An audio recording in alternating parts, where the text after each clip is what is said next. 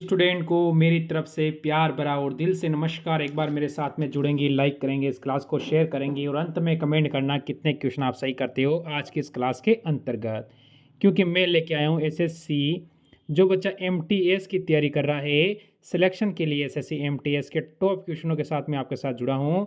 तो एक बार लाइक और शेयर कर दें एसएससी, एमटीएस और हवलदार की जो तैयारी करता है। तो पहला क्वेश्चन डिस्कस करेंगे, इससे पहले एक बार इस क्लास को लाइक शेयर करेंगे। और आज टॉप 25 क्वेश्चन यानी पूरा प्रैक्टिस सेट होने वाला है। बताना कितने क्वेश्चन आप सही करते हो। निम्न में से किसके शासनकाल में प्रथम चीनी यात्री भारत आया था? यानी किसके शासनकाल में प्रथम चीनी यात्री भारत आया था, ये आपको बताना है। तो शासनकाल आपसे पूछा है मेरे दोस्त, तो यहाँ से आप क्या कहोगे? चंद्रगुप्त द्वितीय। यानी ये किस वंश का था? या आप बता सकता है कोई?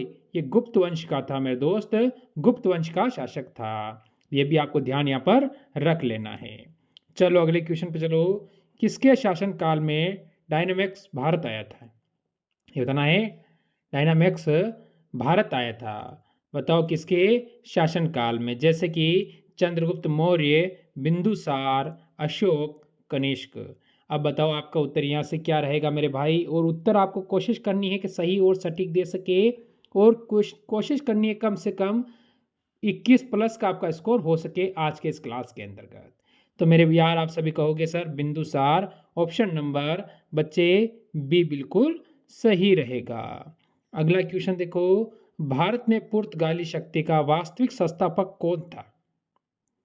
भारत में पुर्तगाली जो शक्ति थी उसका वास्तविक संस्थापक कौन था, ये हमसे पूछा है। अब आपको पता है भारत जो वास्को डिगामा ने भारत के रास्तों की खोज की थी, भारत में आने वाले समुद्री रास्ते की खोज किसने की? तो वास्को डिगामा ने की थी, वो 1498 के अंदर की थी। अब यार बहुत सारे बच्चे कहते हैं सर इसने भारत की खोज की, तो वो आपकी सबसे बड़ी गलती है, क्योंकि ये कहाँ से भारत की खोज करेगा? भारत तो कितने वर्षों पुराना है। ये कब आया था? ये आया था 1498 में आया था। क्या उससे पहले आपको पता है और कोई शासक नहीं था? पृथ्वीराज चौहान नहीं थे? यानी बहुत सारे ऐसे शासक हुए थे। तो आप ऐसा नहीं कह सकते इसने भारत की खोज की, इसने समुद्री रास्ते की खोज की थी वास्को डिगामा ने। ये चीज़ आपके दिमाग में बिठाकर रखना है। तो कौन था? अल्बुकर्क। यानी मेरे बच्चे ऑप्शन नंबर बी यहाँ से हमारा बिल्कुल सही है। अगला क्वेश्चन देखो, निम्न में से प्राचीन भारत में निम्न में से कौन सा विद्या अध्ययन का केंद्र नहीं था? यानी प्राचीन भारत के अंदर विद्या अध्ययन का जो केंद्र था वो कौन सा नहीं था? अगर आप कहते हो तक्षशिला, कौशाम्बी, विक्रमशिला और ये सभी, तो ये सभी अगर आपका काट देता हूं तो फिर आप कहोगे नहीं था। तीनों में से एक ऑप्शन ऐसा है जो नहीं था, यानी दो ऑप्शन हो जाते हैं। तो कौशाम्बी नहीं था, यानी मेरे बच्चे ऑप्शन नंबर बी। और तक्षशिला वर्तमान कहाँ है? पाकिस्तान में। कहाँ हो जाता है? पाकिस्तान में हो जाता है। बताओ मेरे दोस्त इस क्वेश्चन का उत्तर क्या होगा? सभा और समिति प्रजापति की दो पुत्रियां थी का उल्लेख किस वेद में मिलता है? प्रजापति था, उसकी दो पुत्रियां थी, ये उल्लेख कौन से वेद के अंदर हमें मिलता है? तो क्या कहेंगे? ऋग्वेद। इसे हम कहेंगे सबसे प्राचीन वेद, प्राचीन। और इसमें मंडल कितने हैं? तो इसमें मंडल होते हैं 10। मंडल कितने हो जाते हैं? मंडल 10 होते हैं। अजुर्वेद, सामवेद, अथर्ववेद। तो आप क्या कहोगे? अथर्ववेद में जानकारी मिलती है, जिसमें हमें जादू, इसके बाद टोना, जादू टोना, या आप कह सकते हो वशीकरण। तो ये सारी जानकारियां इस वेद के अंदर हमको मिल जाती है। आगे चलो अगले क्वेश्चन की ओर। बताओ इसका उत्तर क्या है? 1857 की क्रांति के समय ब्रिटेन का प्रधानमंत्री कौन था? जब 1857 की क्रांति हुई थी उस समय ब्रिटेन का प्रधानमंत्री कौन था, ये आपको बताना है। बढ़िया क्वेश्चन आपसे पूछा है कि भाई 1857 की क्रांति हुई थी, सभी को पता है, पर उस समय जो प्रधानमंत्री था ब्रिटेन का वो कौन था, उसका नाम आपको यहाँ पर बता देना है। लॉर्ड पामस्टर्न। यानी मेरे भाई यहाँ से जो बच्चा देगा ऑप्शन नंबर डी वो बिल्कुल सही है। बताओ अगला क्वेश्चन, कृष्णदेव राय किसके समकालीन थे? यानी समकालीन के समय होता है, समकालीन का मतलब क्या होता है? उसके समय, यानी कि जो ना दिल्ली का राजा कौन था, दिल्ली का शासक, इसने कहा है जब कृष्णदेव राय थे उस समय दिल्ली का शासक कौन था, ये आपको बताना है। हुमायूं, शेरशाह, बाबर या अकबर। तो समकालीन का मतलब होता है उस समय शासक कौन था, तो यह था बाबर। ऑप्शन नंबर सी बिल्कुल सही है। बताएंगे सारे मित्र इस क्वेश्चन का उत्तर क्या होगा। निम्न में से सबसे पुराना स्मारक है, सबसे पुराना स्मारक कौन सा है। अजंता की गुफाएं, ताजमहल, कुतुब मीनार, खजुराहो। बताओ क्या होगा ये सभी। आपका उत्तर यहाँ से क्या रहेगा, अजंता की गुफा। ठीक है, ये तो कोई बात नहीं। तो ये कहाँ पर है, कोई बच्चा इसके बारे में कमेंट करके जानकारी दे सकता है, क्योंकि आपको जानकारी होना बहुत ज़रूरी है। इसके बाद ताजमहल कहाँ पर है, आगरा के अंदर। कहाँ हो जाता है, आगरा के अंदर। कुतुब मीनार हैदराबाद। ठीक है, खजुराहो कहाँ है, मध्य प्रदेश। तो स्मारकों के बारे में आपको जानकारी होनी चाहिए अगर आप कंपटीशन की तैयारी कर रहे हो तो। आगे चलो, बताएंगे सारे स्टूडेंट इसका उत्तर। दौलत खान ने बाबर को काबुल में सम्राट खालिस्तान, आपको बताना है, कि विरुद्ध सहायता प्रदान करने के बदले में अपनी निष्ठा के लिए संदेश वाहन भेजा था। संदेश जो वाहन होता है, वाहन वहाँ किसे भेजा था, तो आप क्या कहोगे। यहाँ से इब्राहिम लोदी, सिकंदर लोदी, गाजी खान लोदी, बहलोत लोदी। बताओ आप सभी का यहाँ पर उत्तर क्या रहेगा। बढ़िया क्वेश्चन आपसे पूछा है मेरे भाई। तो आप सभी कहोगे सर ऑप्शन नंबर ए यानी इब्राहिम लोदी हो जाएगा। अगला क्वेश्चन देखो, निम्न में से बौद्धों के विश्वास के अनुसार गौतम बुद्ध का अगला अवतार किसे माना जाता है। बौद्धों के विश्वास के अनुसार गौतम बुद्ध का अगला अवतार किसे माना जाता है। बताओ तो अगला अवतार किसे माना जाता है, कल्कि, यानी ऑप्शन नंबर ए बच्चे बिल्कुल सही देंगे यहाँ से। अगला क्वेश्चन देखो, शाहजहां के काल में बिहार का सूबेदार था। जब शाहजहां का काल था उस समय बिहार का जो सूबेदार नियुक्त किया था वो किसको किया था, हमसे ये पूछ लिया गया है। बताओ उत्तर क्या होगा। बताओ, शाहिस्ता खां। यानी बच्चे ऑप्शन नंबर यहाँ से भी जो बी देगा वो बिल्कुल सही हो जाएगा। बताएंगे सारे दोस्त 12 नंबर क्वेश्चन का उत्तर क्या रहेगा। कल्पसूत्र धार्मिक ग्रंथ है किसका। जैसे बौद्ध धर्म का होगा, या शैव धर्म का होगा, जैन धर्म का होगा, भगवत धर्म का होगा, किसका होगा। बताओ, कल्पसूत्र, इसके बारे में आपसे पूछा है कल्पसूत्र के बारे में। तो आप सभी स्टूडेंट कहोगे यहाँ से कि सर जी ऑप्शन नंबर यहाँ से हमारा हो जाएगा कौन सा, ए बी सी डी। तो सी बिल्कुल सही रहेगा, जैन धर्म बच्चों एकदम सही है। अगला क्वेश्चन देखो, निम्न में से चित्रकला की गंधार शैली का सूत्रपात्र किसके किया गया था। सूत्रपात्र होता है वो किसके किया गया था, किसके किया गया था, यानी खाली स्थान पर उसका नाम लोगे आप, जब भी ये क्वेश्चन सही और सटीक आपका सेट बैठेगा। तो क्या होगा, महायान संप्रदाय द्वारा किया गया था। यानी निम्न में से चित्रकला की गंधार शैली का सूत्रपात किसके, यानी सूत्रपात महायान संप्रदाय द्वारा किया गया था। तो ऑप्शन नंबर बच्चे बी बिल्कुल सही रहेगा। अगला क्वेश्चन देखो, द्वितीय जैन संगति का आयोजन किसकी अध्यक्षता में किया गया था। संगीति, बताओ जैन संगीति हुई थी तो इसका जो आयोजन किसकी अध्यक्षता में किया गया था। यानी उस समय जैसे अभी आपका कोई कार्य करते हैं तो अध्यक्ष चुने जाते हैं, नहीं चुनते कि जहाँ यहाँ का ये अध्यक्ष है, किसी दूसरी जगह का दूसरा अध्यक्ष है, उसी प्रकार उस समय वहाँ का अध्यक्ष किसे बनाया गया था। तो आपका उत्तर यहाँ से क्या रहेगा मेरे यार, ये आपसे पूछ रहा है। तो आप सभी कहोगे देवध्री, ऑप्शन नंबर बच्चे डी यहाँ से बिल्कुल सही हो जाएगा। अगला क्वेश्चन देखो, इनमें से कौन सा आर्थिक नीति का जन्मदाता था। इनमें से कौन सा है जो आर्थिक नीति का जन्मदाता, वो आपको बताना है। मेरे यार दोस्त सभी बताएंगे कि आर्थिक नीति का जन्मदाता कौन था। बताओ, लेनिन।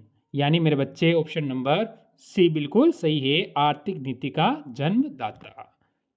अगला क्वेश्चन और इसका उत्तर बताओ, निम्न में से पानीपत की दूसरी लड़ाई किसके बीच में लड़ी गई थी। बताओ, पानीपत की दूसरी लड़ाई, यानी आप बहुत सारे कहते हैं सर अकबर के और हेमू के बीच में लड़ी गई थी, तो यहाँ तक मानने को आता है वो सही है, पर जो पानीपत की द्वितीय जो लड़ाई लड़ी गई थी वो बैरम खान और हेमू के बीच में लड़ी गई थी, क्योंकि उस समय ही 1556 में ये लड़ाई लड़ी गई थी और उसी समय क्या हुआ था, अकबर शासन बना था, जिस समय वो 13 वर्ष का था, 13 से 14 वर्ष का था, उस समय वो शासक बना था। तो ऐसी स्थिति में आपको पता है जो उसका संरक्षक था कौन था, बैरम खां हेमू, यानी ऑप्शन नंबर बी हो जाएगा। और इसी बैरम खां को आगे जाकर अकबर ने मरवा दिया था धार्मिक स्थल पर बेचते समय। तो आपको क्या करना है, अगले क्वेश्चन की ओर बढ़ना है, बाकी राजनीति बाद में देखेंगे। निम्न में से कौन सा वैदिक युग में प्रभावित लोकप्रिय शासक प्रणाली थी? तो शासन प्रणाली थी वैदिक। आपको बताना है निम्न में से कौन सी वैदिक युग में प्रभावित लोकप्रिय शासन प्रणाली थी। तो कौन सी थी, यहाँ से होगा प्रजातंत्र, गणतंत्र, राज्य शासन और वंशानुगत अनुगत क्या होगा, राजतंत्र। तो वंशानुगत तो ये था, पर इसने कहा है कौन सी लोकप्रिय, तो वो गणतंत्र था। गणतंत्र मेरे बच्चे, ऑप्शन नंबर बी बिल्कुल सही है। अगला क्वेश्चन देखो, 1857 के विद्रोह में कानपुर में सैनिकों का नेतृत्व किसने किया था? 1857 का जो विद्रोह हुआ था उस समय कानपुर में सैनिकों का जो नेतृत्व किया था वो किसने किया था, ये हमसे पूछा है कानपुर के अंदर। तो कुंवर सिंह थे, तात्या टोपे, लक्ष्मीबाई, नाना साहेब, ये सारे ही क्रांतिकारी थे। कौन थे? क्रांतिकारी। अब आपसे कहा है, आपका उत्तर पूछा है, तो आप तात्या टोपे, यानी बच्चे ऑप्शन नंबर बी बिल्कुल सही रहेगा। अगला बढ़ो अगले क्वेश्चन पर, समाधि मरण। ठीक है, समाधि मरण किस दर्शन से संबंधित है? समाधि मरण किस दर्शन से संबंधित है? बौद्ध दर्शन से, जैन से, योग से, लोकायत दर्शन से। बताओ आपका यहाँ से उत्तर क्या रहेगा मेरे दोस्त? समाधि मरण। तो समाधि मरण मेरे सारे मित्र उत्तर देंगे जैन धर्म, यानी बच्चे ऑप्शन नंबर बी आप सभी का यहाँ पर बिल्कुल सही और सटीक उत्तर हो जाएगा। अगला क्वेश्चन देखो, कब अंग्रेजों ने फूट डालो और शासन करो की नीति अपनाई थी? क्या किया था? अब इनके बीच में फूट डालो, क्योंकि जैसे 1857 की क्रांति हुई थी और उनको लग गया था ऐसा विद्रोह अगर वापस हुआ तो उनको भारत छोड़ के जाना पड़ेगा। फिर उन्होंने एक राजनीति अपनाई थी कि अब फूट डालो इनके बीच में, हिंदू मुस्लिमों के बीच में लड़ाई कराओ, राजा प्रजा के बीच में लड़ाई कराओ और अपना क्या है, राज्य करो। तो फूट डालो और राज करो की नीति अपनाई थी 1858 के बाद में ये आपको ध्यान रखना है। ऑप्शन नंबर बच्चे सी बिल्कुल सही है। अगला क्वेश्चन देखो, किस गुप्तकालीन शासक को कविराज के नाम से भी जाना जाता है? ऐसा कौन सा गुप्तकालीन शासक था जिसे कविराज भी कहा गया है, यानी गुप्त वंश का वो शासक था जिसे कविराज भी कहा गया है? तो यहाँ कोई न कोई महान शासक ही होगा। बताएंगे मेरे बच्चे इसका उत्तर क्या रहेगा? चंद्रगुप्त मौर्य, इसने कहा है गुप्तकालीन, तो ये मौर्य वंश का है, ऐसे ही काट दोगे। ऐसे अगर आप काटना सीख गए ना, क्या आपको पता है कौन सा शासक कौन से वंश से है, तो आपका आधा क्वेश्चन तो ऐसे ही सही हो जाएगा। आप कहोगे गुप्त वंश, यानी समुद्रगुप्त, ऑप्शन नंबर सी, जिसे कहते हैं भारत का नेपोलियन। भारत का नेपोलियन भी आप कह सकते हो। निम्नलिखित क्षेत्रों में से कौन सा 1857 के गदर से प्रभावित नहीं हुआ? ये बताना है। गदर से जो प्रभावित नहीं हुआ था वो कौन सा क्षेत्र था? जैसे आपका उत्तर होगा झांसी, चित्तौड़गढ़। तो आप यहाँ से देखते ही लग गया कि इसमें चित्तौड़गढ़ होगा, वो मेरे बच्चे ऑप्शन नंबर बी उत्तर हो जाएगा। ये नहीं हुआ था, ये आपको ध्यान रखना है। इसके बाद तीनों ही ये हो जाते हैं, जैसे झांसी, जगदीशपुर और लखनऊ तीनों हो जाते हैं। लखनऊ किसकी राजधानी है? यूपी। यूपी का मतलब समझ गए ना, उत्तर प्रदेश की राजधानी है। अगला क्वेश्चन देखो, महारानी विक्टोरिया ने भारतीय प्रशासन को ब्रिटिश ताज के नियंत्रण में लेने की घोषणा कब की थी? महारानी विक्टोरिया ने भारतीय जो प्रशासन को जो था उसे ब्रिटिश ताज के नियंत्रण में लेने की घोषणा कब कर दी थी? कि अब ये क्या है, ये ब्रिटिश ताज यानी ईस्ट इंडिया कंपनी से हटाकर उसे डायरेक्ट विक्टोरिया के अंतर्गत ले लिया गया था। वो लिया था 1 नवंबर 1858 के अंदर डायरेक्ट ही। अब कहाँ से कंट्रोल होता था? ईस्ट इंडिया यानी ब्रिटेन से इसको कंट्रोल किया जाने लगा था। अगला क्वेश्चन देखो, कौन से 3 वेद संयुक्त रूप से त्रिय या वेद त्रिय कहलाते हैं? बताओ। तो ऐसे कौन से हैं? देखो मैं आपको बताऊं, अथर्ववेद दिया है तो तीनों ही काट दो। जहां पर अथर्ववेद लग रहा है तीनों ही काट दो। अब आपके सामने है ऋग्वेद, यजुर्वेद और सामवेद। ऋग्वेद की जानकारी मैंने अभी आपको दी थी। यजुर्वेद में यज्ञ की जानकारी मिलती है, मंत्र वगैरह, और सामवेद में संगीत की जानकारी आपको मिलती है। ये चीज़ें इनके लिए इंपॉर्टेंट होती है, वो आपसे पूछी जाती है, तो ये चीज़ें इन वेदों से आपसे पूछी जाएगी। तो यानी बच्चे ऑप्शन नंबर ए बिल्कुल सही है यहाँ पर। चलो कोई बात नहीं। निम्न ब्रिटिश व्यक्तियों में से किसने स्वीकार किया था कि 1857 का जो विद्रोह था एक राष्ट्र विद्रोह था, यानी राष्ट्र विद्रोह था, यानी अपने भारत को आज़ादी के लिए जो विद्रोह लड़ा गया था उसकी बात हो रही, यानी एक राष्ट्र के लिए लड़ा गया विद्रोह था। वो कौन से ब्रिटिश व्यक्तियों ने ये स्वीकार कर लिया था? बताओ आपका उत्तर क्या रहेगा? डिसरेली, यानी ऑप्शन नंबर बच्चे बी बिल्कुल सही है। तो ये थे आज के 25 क्वेश्चन। कमेंट करना कि आपका स्कोर कितना रहा है। कम से कम 22 प्लस का स्कोर तो आपका होना ही चाहिए। तो मिलेंगे कल इसी समय एक और क्लास के साथ। आज की इस क्लास से लेंगे अलविदा। सभी स्टूडेंट को मेरी तरफ से जय हिंद, जय भारत।